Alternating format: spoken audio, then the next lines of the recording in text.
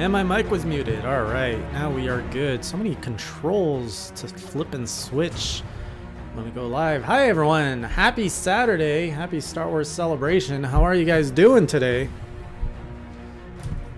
Man, this is different. Live streaming on a Saturday. I'm usually neck deep in editing. So we've got a new Star Wars game being revealed today. Star Wars Fallen Jedi. We're going to be watching through the Twitch stream here, which I think you guys can see just fine. Can I go full screen and make that look better? There we go. So starting in, how much we got? We got about 20 minutes or so. I don't think they're playing any music. So I put on my own soundtrack. Because we gotta get hyped. There's a lot of stuff to look forward to. Like, okay, it's EA, so like expectations, yeah. But they've already confirmed it's a single player game, no microtransaction, no multiplayer, focused on story. It sounds too good to be true, honestly. And the artwork, I don't know if you guys have seen the artwork for this. You know, I'm getting excited. I didn't even tweet or share or do anything. So let me get that out of the way first. Let me get the stream going.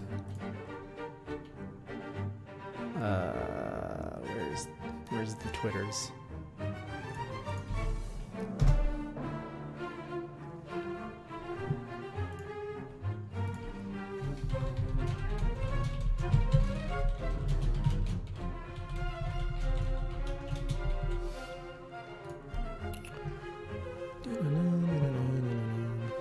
To be honest, first time I hear this playlist actually.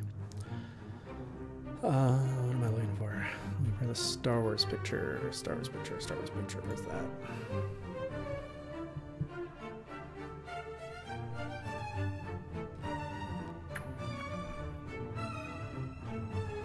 Here we go.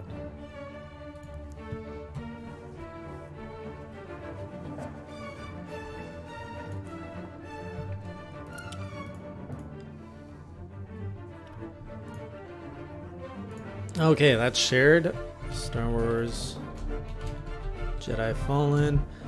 In case you guys have not seen some of this promo artwork. So they've been teasing it all week. And we have 3 pictures to look at so far. Sean G, how are you doing? It's good to see, well, it's good to see your chat username. Alright, check this out. Pardon this. So the first thing we got was this pretty grim looking Jedi with some half working lightsaber. Like when you got all this weird like interference, you know that they're a little disgruntled on the Jedi, and then there's like a lot of Sith stuff in the back, but they're working together, so it's like, oh, okay, what's going on here? Then we got the broken lightsaber image, which is this one, which is really interesting. So you've got a lightsaber that's not particularly recognizable, and it's busted, so that's cool. And then the last picture we got is this one, and this one reveals probably the most in terms of the timeline we might be looking at. So we've got a Jedi with a droid climbing something. This looks like a Republican Star Destroyer, for lack of a better name. Republican cruiser, maybe? So either this takes place after the Clone Wars, or this is a completely different timeline, and this might be like after the Old Republic. But it's definitely not, you know, or it could be just way into the future and this is still just a Republic cruiser from the Clone Wars. There's so many possibilities. It's really exciting here. Republic Commando is a game I have not played. I used to play just about every Star Wars game there was. When is the last one I played? I think my last one might be Old Republic, but that's definitely not a single player game. Unless something else came out after that. Like we got the 2 Battlefronts, which I didn't really care for. Let's see what the Star Wars games. Pretty sure Old Republic was the last. List of Star Wars games. There's been a lot of Star Wars games. At least until EA took it over. So that's a shame. They don't have it in... Oh, here we go. By year. That's what I want. I want it by year. I feel like there's been more news of Star Wars canceled games than actual games. Like, I'm looking at all the games in the 2010s. Canceled. You've got Star Wars First Assault, which was a first-person shooter. You got Star Wars 1313, which was an action-adventure. You got Star Wars Outpost. Not sure what that is. Star Wars Attack Squadron. Also not sure what that is, but that's probably a flight simulator. And then Battle of the Sith Lords, which was another action-adventure. So many games that were... You know, I feel that they're trying to find their footing with the whole Disney acquisition, LucasArts going under and then being revived. Like, they're gonna get into a flow soon, depending if Episode 9 kind of hooks everything that they want. We could see something good. Also, the Clone Wars show was like oh yeah, Clone Wars Season 6 is rebooting soon, if not already. Let's get some games around that. That was a really good series. Dougie, how are you? RPG. Good to see you guys here. It kind of does look like that Dio droid, right? Have all of you guys seen the Star Wars Episode 9 trailer? I'm going to assume yes. If you guys are here, you've probably seen the trailer. I'm actually pretty nervous because I've never started... So I haven't started my Hey J News yet because the big topic of this week is Star Wars. And I can't really build an episode without having my core topic to build around. So I've been waiting for this trailer to drop to build... Hey J News, the episode. Usually I have the whole episode scripted by Friday night. The latest I've done was waking up Saturday morning and doing it. So the fact that I won't be starting this script until 3 p.m. on a Saturday makes me really nervous as to how fast I can get this out. Because, so the scripting is really the deciding factor. I have the shooting and the editing, I've got it down. Like, I can do, I think, both within 3 hours combined. It's pretty much like it's become second nature how to edit Hey J News. Like, I have my formula and it works. The scripting is the big unknown because that's really where all the magic happens. If I don't have any good ideas for a joke, it can fall really flat. So because of the time crunch this year or this week, I might just focus on like just getting the news out. If there's an easy fit for a joke, I'll slide one in. Otherwise, it might be a pretty dry episode. And then next week, it's Easter, and I'm actually going out of town, probably Saturday morning, which means I need to finish Hey J News on the Friday, potentially even the Thursday, because I think I have Friday off. Maybe, I'm not sure. So you might get Hey J News earlier next week. Oh, RPG for sure. They're definitely playing up on the nostalgia. I'm a little bit worried, like, yeah, it's exciting and everything, but I feel the current trilogy, they don't know what they're doing. The episodes 7 to 9 trilogy, they don't have a cohesive plan in place. Like, episode 5 and 6 were designed together. Like, episode 4 was designed as a standalone film because they thought the film was gonna flop. Like, nobody believed that Star Wars would go, but that's why when it launched in theaters, it didn't even say episode 4, it was just Star Wars. And then it was a big success, so 5 and 6 were written at the same time, and it was a cohesive plan. You know, when episode 5 ended, you knew episode 6 was going to pick up where that left off. With episodes 7, 8, 9, you know, the fact that it was written by different people, you don't see it really tying in together, and they're putting a lot of effort to tie not just this trilogy, but the whole saga in episode 9. And I feel that they're going to be doing things that they didn't even think that they were going to do years ago. Like, Palpatine sounds like that was a recent inclusion. And I can't see that going well. Hey, the truth. So, we'll see. You know, I've been watching the new trilogy with my Star Wars fan goggles off. And I just watch it for fun. I'm just enjoying the ride. Alright, we can get rid of this. You guys have seen all these images. The Star Wars show live. It's gonna be interesting to see what happens. I hope it's not just the trailer. Like, I want to see a little bit of a show. It'd be weird to do a whole live stream just to watch like a 2-minute trailer. Like yesterday for the episode 9 reveal trailer, I actually did watch the whole celebration panel, the 1-hour panel prior, and it was pretty insightful. It was interesting to see.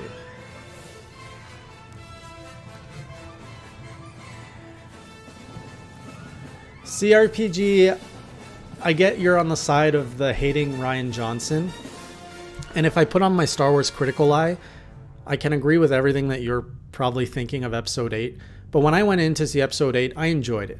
I had a fun time watching episode 8, and I even watched it a second time on Netflix, and I watched it with my son, and it was a fun time. I enjoyed it. I wasn't against the fundamentals of what the film was trying to do. However, you know, does it do justice to the Star Wars saga? Is it a weaker film than the other? Like, the thing is, I can play devil's advocate on both sides. I like that it did things different. I like that it didn't try to tap into nostalgia so much. But at the same time, I don't like the fact that it's like this sandwich of J.J. Abrams and then, you know, Rian Johnson in the middle, because it just doesn't feel cohesive. And we're really going to see how that all plays together with episode 9. I feel that we don't have the full picture, so we'll see what happens. Moosh, hey, this is dropping at 1:30, so it's dropping in about 15 minutes. Now, I don't know if they're going to kick off with the trailer and then talk about it, or talk about it then go in the trailer. So we're about 15 minutes away. So Moosh, we got some good news so far. We know it's a single player experience. It's been confirmed there's no microtransactions, and it's been confirmed that there's no multiplayer, which means this game hinges completely on its single player story, which that is amazing. That is something that is completely 180 from what EA was telling people a year ago, where they were saying single player games are dead and they were just pushing multiplayer, trying to push this. And now to see this game in 2019 by EA being pushed as a single player game without any of the hooks that they've been pushing in all their other games like Anthem and Battlefront, this is huge for the industry, because if we are seeing the major publishers going back to single player focused games, we're going to see more games like God of War, Spider-Man, everything Nintendo puts out. It's a good time.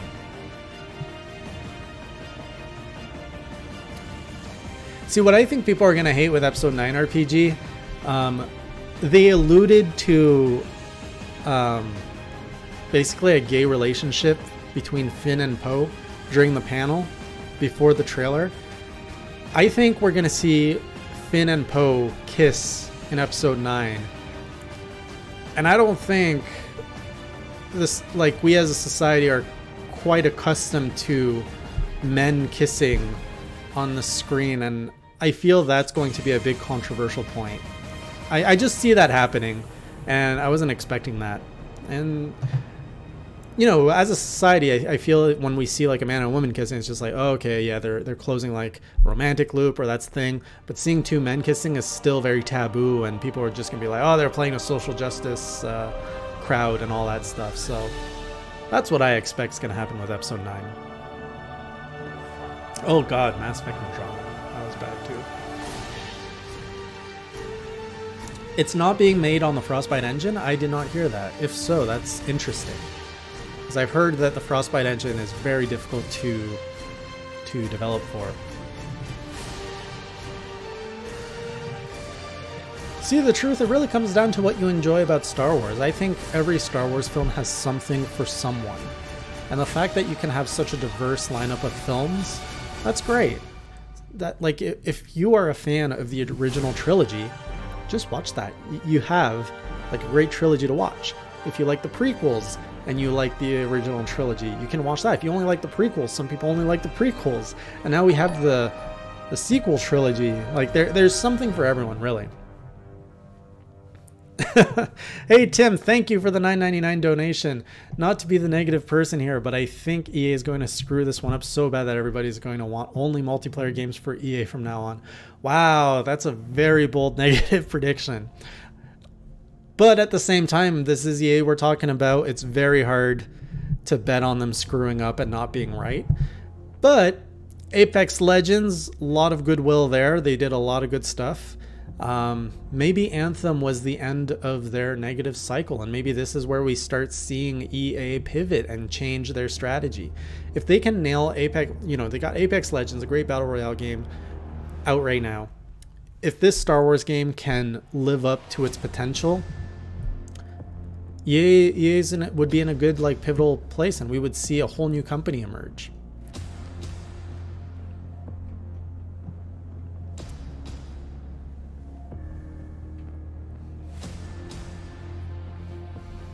Agreed, Moosh, agreed. Like, Star Wars in video games has been a complete embarrassment for the last half decade. It's just ridiculous that we can't, like, that we are in the midst of a new trilogy, a cinematic trilogy, plus standalone films, and we're seeing this trickle of Star Wars games. It's absolutely embarrassing.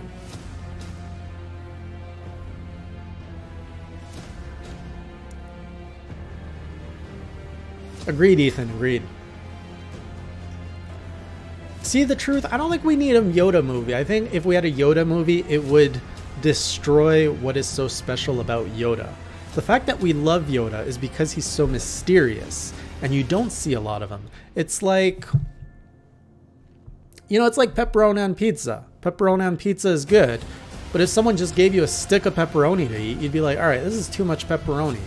You know, you gotta have the right amount and the right balance. Moosh, all EA needs to do is set BioWare onto KOTOR 3 and everyone would be happy. I don't know, man.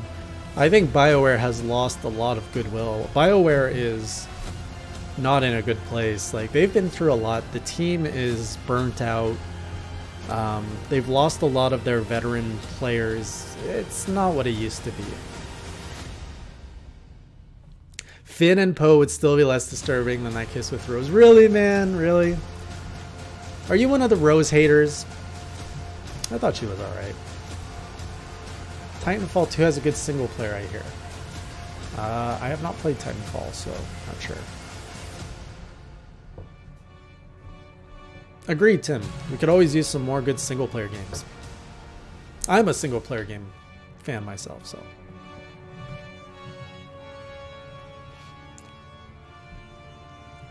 Let's be real about loot boxes. We all rage in here in we all rage here in gaming circles. Some people are buying them though. They make billions of dollars in some instance. I agree.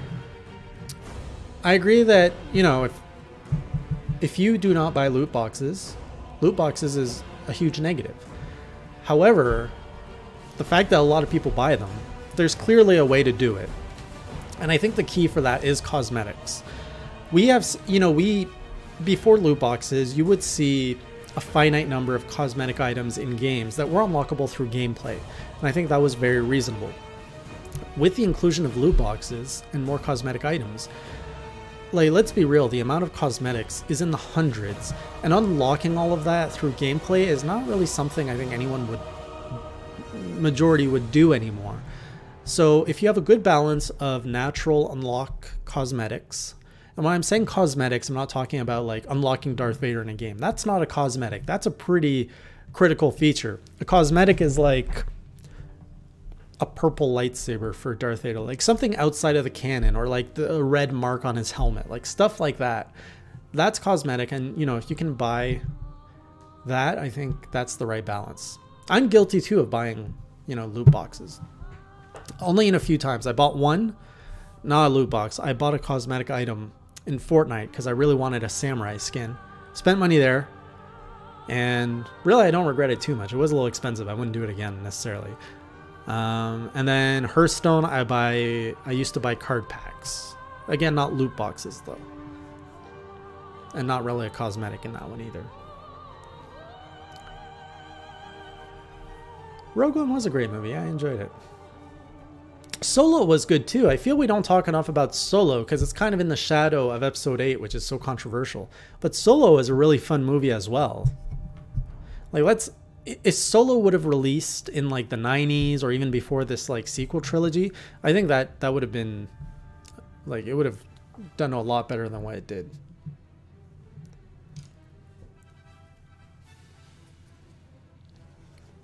Hawkman, I don't hate Rose. I had the love triangle. As in, you enjoyed the love triangle?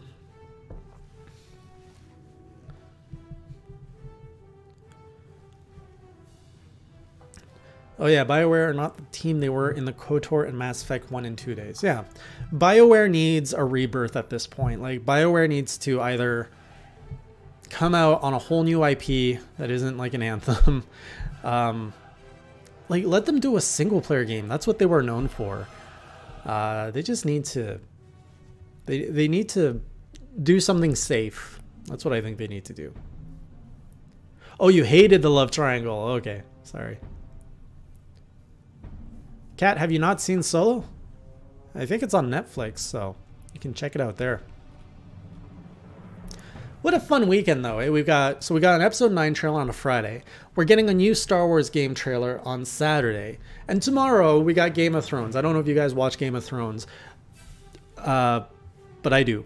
And this is the first year I'm actually going to buy a subscription to HBO to watch it at the same time as everyone else. So don't do this. But in the past, I've always watched Game of Thrones streams like through like 480p with like Spanish subtitles and stuff. I don't know why. I don't know why I was so cheap. But for some reason, I think that there was never a cost-effective model for me to get Game of Thrones. Like, I didn't have cable subscription. But this year in Canada, there is a cable subscription service that is offering an HBO package for like $10 a month. And I can watch it through the internet, which is everything I wanted at the right price. So it's like, finally, I have a method to watch the show at the price that I want to pay. So we're watching Game of Thrones in HD on time this year. It's going to be crazy.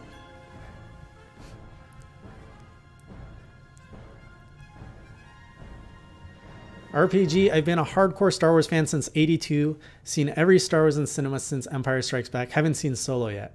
So RPG, if you haven't seen Solo yet, I don't think you can call yourself a hardcore Star Wars fan anymore. I mean, I think you were, but at one point you jumped off the boat. That's how much The Last Jedi grossed you out. I mean, what's the definition of a hardcore Star Wars fan, though? If you can't, you know... I think my definition of a hardcore Star Wars fan is someone who just takes up everything that is Star Wars. And if the series goes in a direction you don't like anymore, it's completely fine to say I was a hardcore Star Wars fan during this era, the George Lucas era, you know, before Disney acquisition. I used to read all of the expanded universe books, like I was a hardcore one too. And then after the Disney acquisition, I kind of I don't know, I released the series a bit. I'm just like, you know what, I'm just going to enjoy this for what it is. It's a fun ride. That's all it is. But like, getting to invest in the universe just wasn't worth it anymore. They were retconning stuff. They weren't going in the direction I wanted it to go. Like, I'm sure you're familiar with the expanded universe RPG. There was so much good stuff there in the post-episode 6 storyline that they wrote in the books. It was so good. Yeah, Kat, I think you should check it out. It's fun. Like, to enjoy Solo, you have to give up your love for Harrison Ford. You have to appreciate the actor for who he is, what he brings to the screen. It's pretty good. Is this thing making sound yet? No, not yet. I'll keep this on just in case. Agreed, Tim. I agreed. Solo was better than 8. There are elements of 8 I did like. I did like seeing a ragged Luke Skywalker. And I know a lot of people did not like how Luke Skywalker was depicted. That is a point I will argue that I liked the decision they went in for Luke's character arc. Should he have gone out that way, though?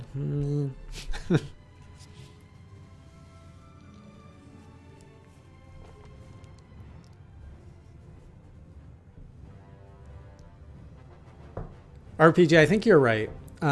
Definitely, we've seen it. The CEO of Disney has come down hard on anyone touching the Star Wars franchise after Episode 8. The backlash was pretty big.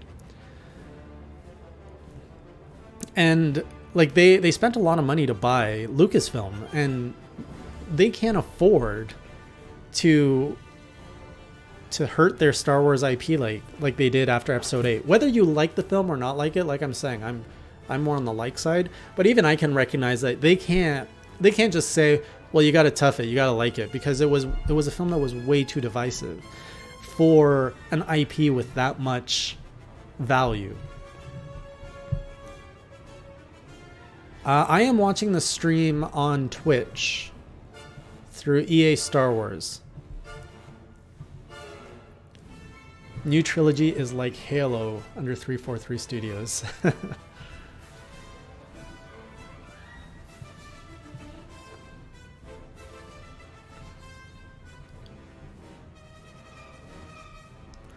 RPG says, I don't remember where I seen the comment, but they thought it was ridiculous in Solo that all we have ever heard or known about Solo really happened to him in 1 week.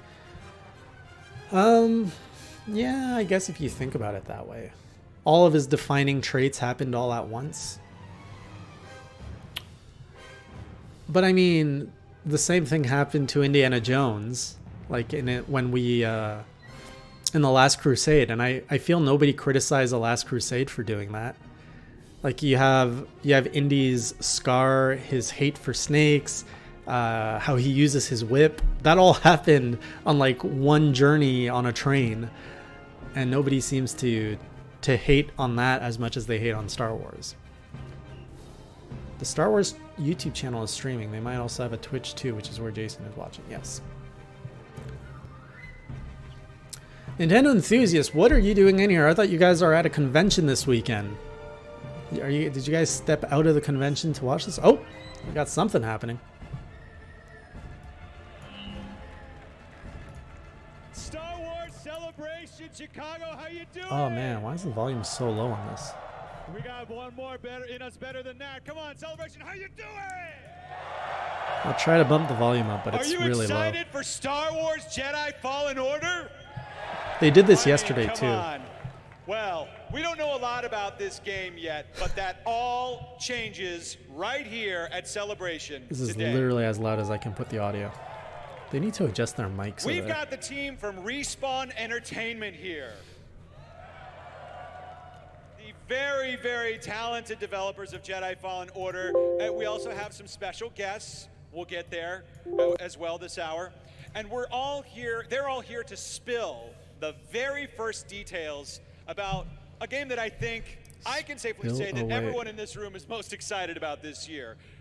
A Star Wars Jedi game, a Star Wars Jedi Fallen Order. Oh, I just can't wait to find out more about this game. Are you ready? Who is this guy? Are you ready? Let's bring out the team from Respawn Entertainment out here to the stage. The truth, that's too much to ask. I mean, this is their big moment. Let's appreciate the human nature behind a video game. These guys have been working on this project for years. Let them reap the fruits of the unveiling. Wow. Hi everyone. I feel we dehumanize products too much sometimes. And hello to the many, many fans that are watching at home as well. I know you're excited. Why don't we go ahead and start with a round of introductions so everyone can get to know you. Why don't we start with you, Vince? I'm Vince Zampella. I'm the head of Respawn Entertainment. I'm Stig Asmussen. I'm game director on Jedi Fallen Order, and I just want to say I'm so proud to be up here on the stage for my whole team at Respawn.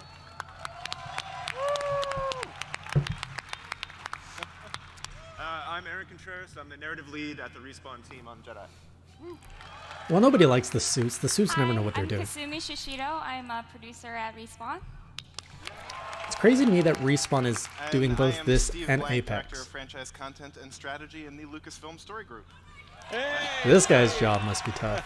And the biggest title of the day. Yeah, you know, it's the longest title of the day. And the Lucasfilm representative will welcome everybody. Vince, why don't we go ahead and start with you? Why don't you tell us a little bit about your history, about Respawn Entertainment, and how it feels to be bringing Star Wars to your already impressive game resume. Hey Andy, good to see you. Of course you're not going to get a Switch version. Get out of here. I've had the honor of like working on creating some of the biggest IPs in gaming, right? Like with really Medal cool of Honor, Call of Duty, Titanfall, Apex Legends. Maybe played. So to be able to add Star Wars, one of the biggest IPs in the world across any medium, is just, you know, a childhood fantasy for me, right? Like I grew up, Star Wars is part of my DNA. It helped form who I am. So when Stig and I started working together, it was one of the things we talked about. Like we want to do this game. And It's good to see you again, Andy. Though. Yeah. So Andy and I used to work at wonderful. Nintendo Enthusiast together. And a story game. This is a Jedi fantasy story. Oh, music to my ears right there. It sounds like they're listening to fans. I think we're known for being, multiplayer shooter guys. That's not just who we are.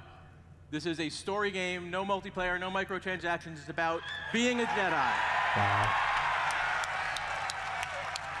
I love how there's only like 6 lightsabers. Nobody wants to buy those. So that's why, you bring experts like Stig on who, again, Stig I've known for a long time. I tried to get him to work with me. God of War 3, one of my favorite games of all time. He finally said yes, and I was like, yeah, let's go. Yeah, and just to go off script here a little bit, one of the reasons I'm hosting this panel is that I actually got to work with Stig at my time during PlayStation. I can tell you, with very direct firsthand experience what. Hey, what happened? I don't know what just happened. We lost the Twitch stream. Come on. Come on. Okay, did the stream go down? It looks like the Twitch stream went down. Let me see if we are up on YouTube. Do you guys see it anywhere? Okay, so this is on their end. RPG, you're watching the re-res as well. Let me see if they're still up on YouTube. Yeah, they are. We might switch over to YouTube. Even before that, we were talking about Star Wars. And Screw this, Twitch. Opportunity to build a team with several members. Get out of here, who are Twitch. already at Respawn on the Titanfall team to build up a team from scratch. And that's something you don't really get to do very much in this industry, especially on AAA. And we're back. And since we were indie studio and Titanfall was such a big success, we had the ability to kind of build slow and steady. That's something that you never get to do. Good man, so RPG. Along the way, we picked up great veterans in the industry, people that worked on games like Uncharted, of course, God of War, Batman, BioShock, Metal Gear, and of course, Titanfall and Call of Duty. To say we're a mashup crew is an understatement, but everybody has a really high pedigree, and when I come into work, Cyborg every day, Man I feel agreed. The vibe and I feel It's the energy ridiculous. in the studio, and I actually get my Slain Red trailer is probably after really, all of this really fun. back beach. It makes me feel great. It makes me know that we're on the right track, and I can tell you I'm super confident that we're onto something.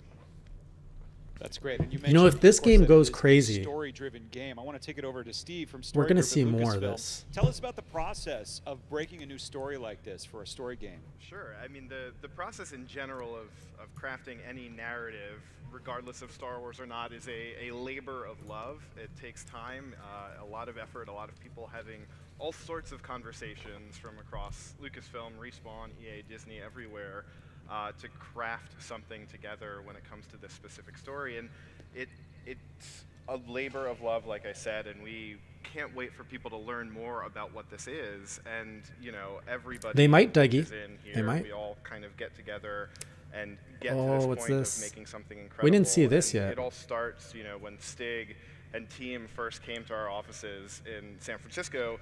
They pitched us right away on wanting to tell a Jedi story. They wanted to put a lightsaber in the player's hand, give them force powers, and give them that opportunity. And we were immediately sold on that premise. You make it sound so easy.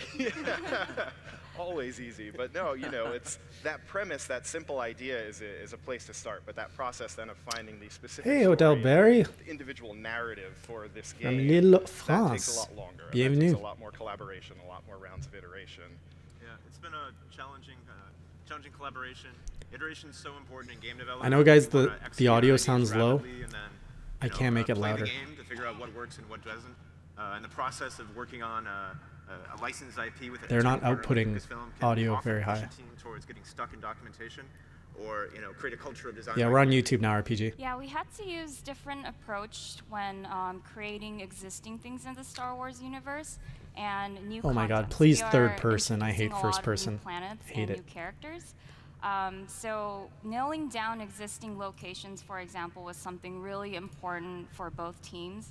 So we did that by going back and forth on style guides Thanks, or Sonic- concept art. Sonic and Sega. even up to today, we do level playthroughs together over and over just to nail this. It looks like it's going to be very atmospheric from all of the As artwork. we've kind of all been alluding to, getting everybody aligned and getting everyone sort of centered and focused on executing a specific story, it's a lot of hard work, but everybody is driving towards the same goal, which is making a badass, kick-ass Jedi Star Wars game for people to love. Sounds really good when you say it out loud. That's the hope. Yeah, we've come a long way. Well, I am not human. Yeah, I can leave so- the stream up. Well, let's get into it. I mean, it's killing. The anticipation's killing me over here. So, I Here we mean, go. Here's what we know about Oh, the game you. so far. We know that Star Wars Jedi Fallen Order takes place after Order 66, So it is after right? Clone Wars. Star Wars Episode 3: Revenge of the Sith. And you're a Padawan who survives those events, and that's really all that we know. What else can you tell us about the story or the gameplay, anything today? Well, high level, it's an action melee game. So you play as a Jedi on the run, in training, with a lightsaber and force powers. Now, we know the Star Wars audience is huge. We want to be able to please all Star Wars gamers, so we made sure that the combat is something that's easy to pick up. But also, if you put the time in, you can master it. It has a lot of depth. So for us, it's important that we strike that right balance. This is Star Wars, but what I will say is combat is key for us. Internally, we call the combat in the game thoughtful combat, and what that means is you really have to size up your enemies, identify and exploit. Tim, I have to keep telling myself all the with negative powers things that because you this game have. just sounds too good to be true. But Believe, Tim. I Believe. keep on talking about it, but we actually have a trailer today. Thanks for the $4.99 donation. Shit, I missed that. I told you they'd like that. Oh, you're not waiting till the end of your panel to show a trailer. Wow, that's Shit, what do you say? I missed it. already. I don't think anyone's going to argue with that. I want to see a trailer. Wait a minute, can I qualify? Yeah, please set it up for us. First of all, a huge shout out to everybody at Respawn and EAD for all the hard work. Yeah, I'll that have to was fix put that into cat. this. We're super proud to be showing this to the world. One thing that's important that's it, that they have a everybody trailer? knows is this is Celebration, and I think people want to know a lot about the story. So we decided to focus on a story-based trailer. So this is not raw gameplay, but it is all gameplay assets that you will find in the game, and it is all rendered in engine. No Last but gameplay. not least, we will be introducing a new hero to the galaxy, and he will be introduced in this trailer, and his name is Cal. Cal. You want to see it? Yeah! Here is the world premiere of Star Wars Jedi Fallen Order. Let's take a look. Let's see. Here we go. Oh, there's a lot of noise on screen. Wasn't always like this. But now, there are 3 rules to survive. That looks good though. Don't stand out.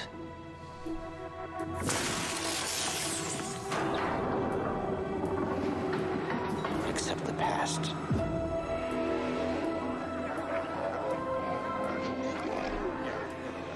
Trust no one.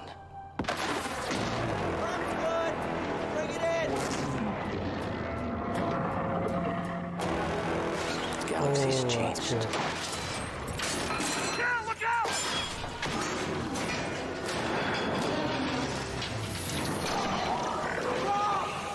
Whatever you do, don't reach within.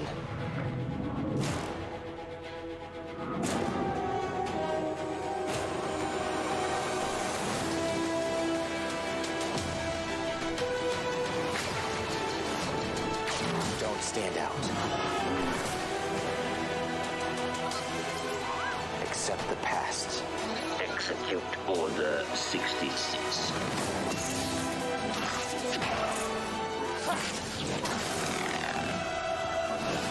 Notice no lightsaber yet, eh?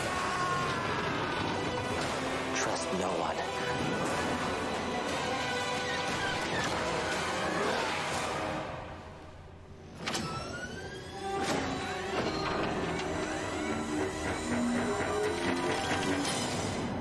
Oh shit. Trust only in the Force.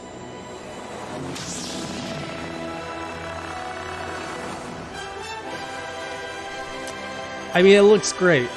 The setting, no gameplay. They said they wouldn't show gameplay. So it is an Unreal Engine 2, that's confirmed. Star Wars Jedi Fallen Order! It looks like a good story, but I wish we could have seen some gameplay. I have so many questions. Why, between this and episode 9, why is 2019 so amazing? That was incredible. There's Yeah, I so have much. to say, I've seen that Avengers trailer music. multiple times That was before Star Wars today, music. but watching it up there in front of everyone, it's emotion.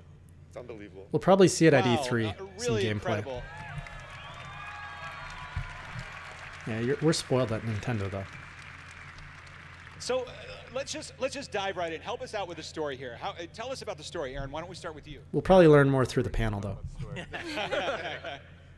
So, as many of you here today probably know, for 1,000 generations, the Jedi were guardians of peace and justice in the Old Republic, before the Dark Times, before the Empire. And our story is set during those dark times. The Empire is at the height of its power. The Jedi are reviled as traitors. Inquisitors roam the galaxy, hunting for any surviving Jedi or any other Force sensitives. You're going to play as Cal Kestis, as Stig said, a young Force user who's hiding in plain sight as the game opens. Cal becomes a target of the Imperial Inquisition and must master the ways of the Force if he wants to survive. Wow, that sounds great. Tell us more about Cal. Raise your now, what's it volume. been like to develop this brand new character, this hero Jedi? So credit for creating Cal has to go to Stig and one of our writing team, Matt Miknovitz. Matt Miknovitz. Oh, he's Matt Miknovitz, a writer from the Clone Wars and Star Wars Rebels. Yeah, that's him. Fantastic. Ooh, that's a good writer. Yeah. The Emmy Wow. Award-winning Clone Wars series, which he never lets me forget that they got an Emmy. Right. So Matt's a part of a writing team, which is like a really smart, talented group of people who make my life very interesting all the time. Anyway, so as you saw in the trailer, Cal's living in hiding. It's on a planet called Braca, which is in the Mid-Rim. He's part of the Scrapper Guild, and he works tearing apart derelict starships, mostly decommissioned capital ships from the Clone Wars. This is It's really cool hard, concept. dangerous work. The Dark Times have shaped Cal. He keeps his head down, holding himself back from getting involved in the world around him. He can't trust anyone with the secrets he carries for fear that it will endanger them. But eventually, Cal does get involved, and it puts the Inquisition on his trail. He'll have to face the trauma of his past and learn to trust in new allies and the Force. If the Order is to ever rise again, Cal must persist through failure and adapt to a new understanding of what it means to be a Jedi, a guardian of peace and justice, after the bad guys have won and all hope has been lost. I want to play this game right now. That was amazing. And I have to say, looking at that trailer and looking at that face, I ran into someone backstage who looks and sounds a lot like Cal. I really wish we'd get into And might know a thing or two about this character as well, because I'm into a pretty general sure understanding it's the that actor when you plays reveal Cal. a You video wanna meet game, him? you need to show the game. Stop just showing All right. Well, you may story know him and cutscenes. I thought we were from beyond that by Gotham. now. In Gotham. You may know him from Shameless, Yeah. but soon you'll know him as Jedi Cal Kestis. Please welcome Cameron Monaghan to the stage. Cameron.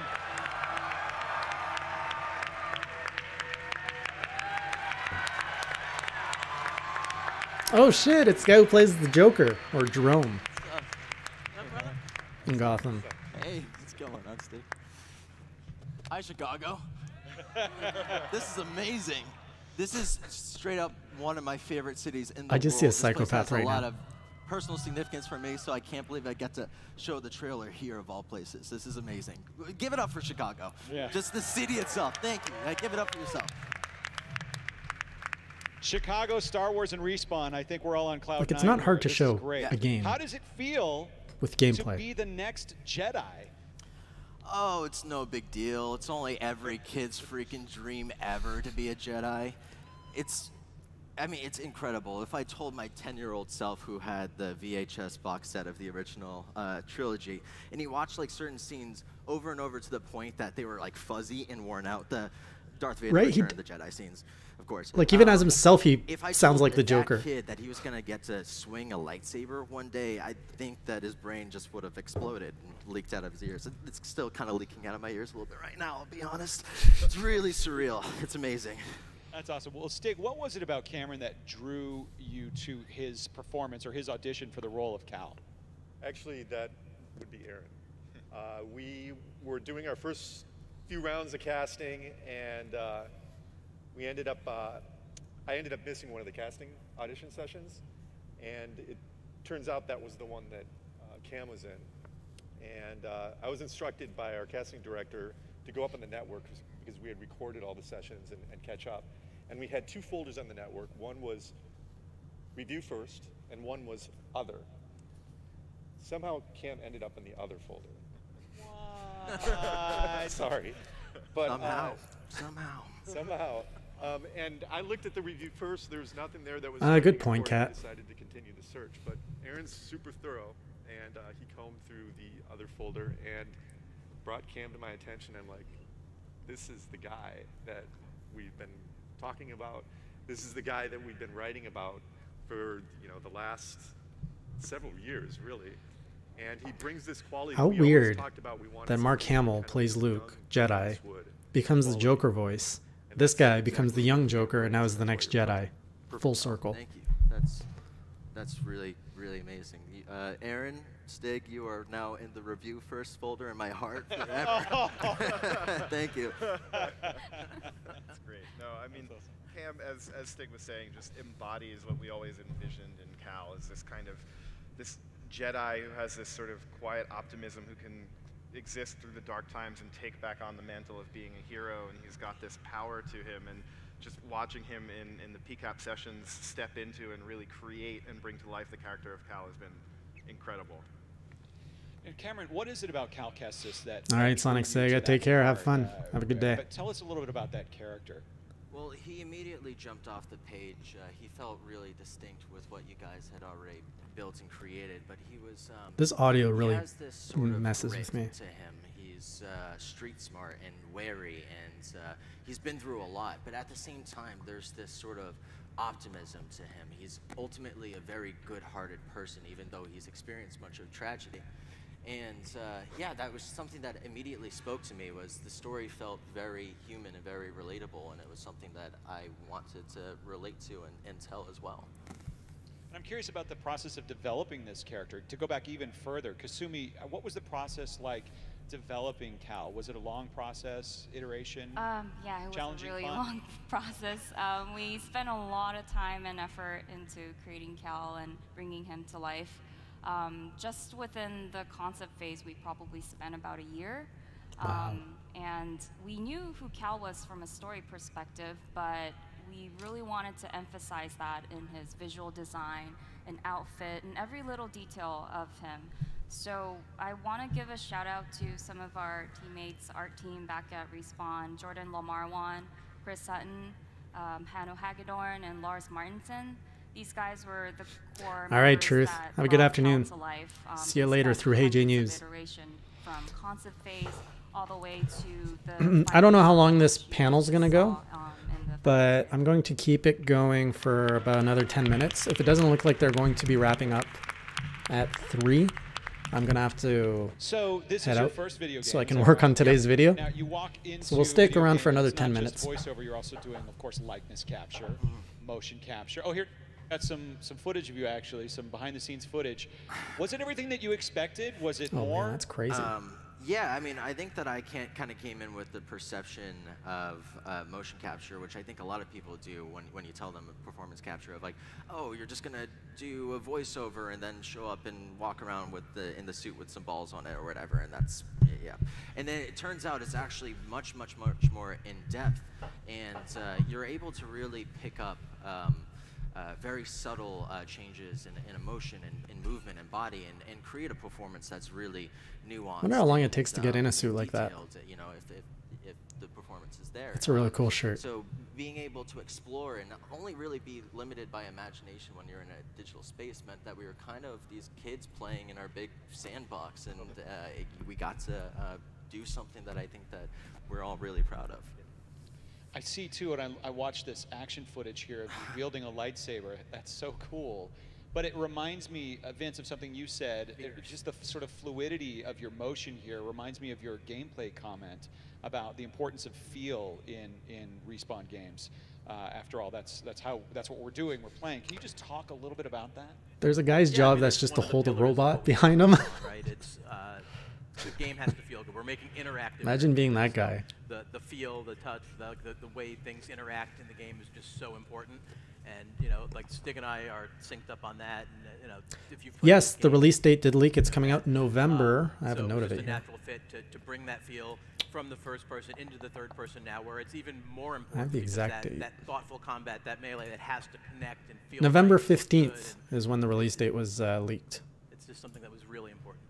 I mean, I'm a huge gamer and a huge fan of what Respawn have done, and Stig, as well. And I obviously wasn't involved in the creation of the gameplay at all, so I was coming very objectively, and I really wanted to see satisfying, weighty, visceral combat that had impact. And I gotta say, like, it kicks ass. It's Disney, I don't know if we're allowed to say that, but yeah, seriously, no, it kicks ass. It's and so getting cool. to use force powers in there too, along with the melee and like that. I mean, they might reveal it. Yeah, I just revealed it for you guys, though. I just always wanted to know what it felt Either way, it'll like make a good to swing holiday lightsaber release. for it to be satisfying, and it is really satisfying. Yeah, we only get to work on it. He's a new freaking Jedi. That's actually great to hear about the gameplay. I do have But to yeah, say, really though, I'm believe still in the thinking team about behind that this. The trailer. fact that we have a Clone I still Wars have writer all on the these burning team. questions, and I know Respawn. we don't want to give away too much about the story, but we've got to go back to some story moments and that trailer. You know I'm not the only fan of Star Wars Rebels in this room, right? But I just have to ask, there was a character, who's that? Is it the Inquisitor? Who's that? That's this lovely character. So that is the second sister Inquisitor. So a new Inquisitor that we have designed and developed and are introducing in this game. And for those with eagle eyes, we have actually teed up this character in an image of Darth Vader number 19. If you go back and take a look, written by Charles Soule. We have put her already out in the world, but it's from the design and from these guys as we were planting those seeds for what will ultimately pay off in this game. And How she's, awesome is that? you know, Darth Vader number she's a 19. Are member they talking of about the comic book? Inquisitorius out there hunting down Jedi after Order 66. That's right. I might have to get into the Star Wars comic books now. We'll be saying more about the second sister at a later date, but Yeah, so Darth Vader number 19 came out in August. And if you watch the trailer, you'll see she's actually using the Force to control the flight stick of the ship that Cal's on during there. So it's she's very clever. Super clever. I'm not done though. I have so many more questions. There were more characters in there. All right, Tim, have a good day at work. Amazing droid character. Thanks for dropping in again. Right here. Who's this little droid right here? What can you tell us about this droid? That little guy is BD1. It's a really and cute internally droid. at Respawn, that stands for Buddy Droid 1. And that's exactly what he is to Cal. Everybody's They're gonna best want a buddy friends. droid. I would not consider BD a sidekick at all. They're equals, and they go on this journey together, and they really learn how to lean on one another. And like we've been saying, this is dark times, so you need somebody to provide a little bit of light, and that's exactly what BD does. He actually, one of his functions is a spotlight. And that's just one of many useful tools that BD has that you'll be able to find and upgrade over the course of the game. Ooh, I like that The idea. other really cool thing about him is his voice is totally legit. We seeked out the talents of Ben Burt, who's... Oh. I know. Ben Burt, the original creator of the entire Star Wars soundscape.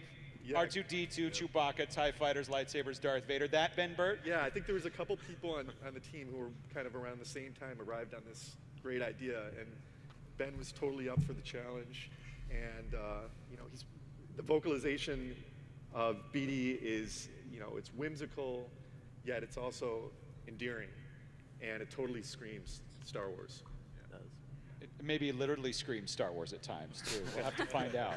That's Does the great. little Well, home screen. what can you tell us about the inspiration behind this droid, BD1? There wasn't a single inspiration. BD1 is like the darling of the development team, so everybody brought their own like background and diverse perspective to the character, and I think BD1's so good because of that. But in terms of execution, Yeah, it's been confirmed that it's not coming to Switch. I'm just going on Twitter here. November 15th, PS4, Xbox One, and PC. Yeah, when we were creating BD1, we looked at droids like BB-8, R2-D2, even Chopper. We really put a lot of research into these droids to understand what makes these droids so iconic and lovable to the franchise. So we worked really closely with Doug Chang and Hez Chorba from Lucasfilm to create the visual design of this droid. And it was a really fun process. We started off with something that looks familiar to us, like everyday appliances, like a vacuum cleaner or a Roomba, or you know, we had even a version that looked like a tiny ATST with a camcorder head. So we explored a lot of options, but this is where we ultimately landed, and we're really happy with the results. There was another inspiration though too, wasn't there, Eric? Yes, my dog, Mary the Boston Terrier. The biography for BD1 was at the forefront of my mind, and just so you guys know, she's a very good dog. And BD is a very good droid. You know, he's like Cal's closest companion throughout the story. It's a little bit of like a boy and his dog situation, and they become very close, and BD provides a lot of the light of the story, and not to undersell it. All right, guys, I'm gonna have to head out and go to work. But if you guys want to keep watching this stream, you can find it on Twitch or on YouTube. I think it's on the Star Wars, yeah, the official Star Wars YouTube channel is where I was watching it. With a lot of other talented actors as well. I think we've got all the information though that's going to be revealed for the most part. Yeah, a lot of good stuff. But yeah, we need to see some gameplay. Seer, played by Deborah Wilson, who is a former Jedi Knight and kind of takes on the role of mentor to Cal in many ways. But thanks for joining. It was a good stream. I'll see you guys later. We're going to do Hey J News. If I can finish early enough, might do a stream tonight. And then there's the podcast tomorrow. So see you guys around. Have a good afternoon. Kind of a